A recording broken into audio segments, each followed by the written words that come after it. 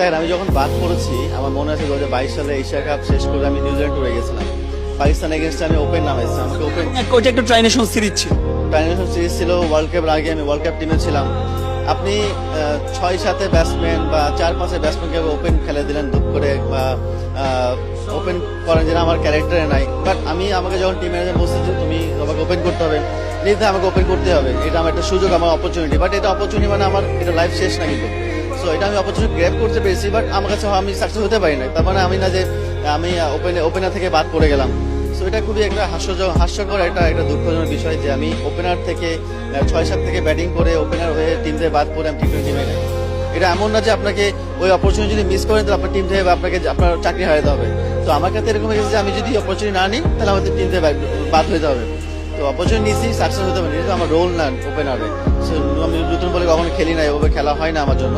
But নিয়েছি, হয় নাই, টিম থেকে বাদ পড়ে গেছি।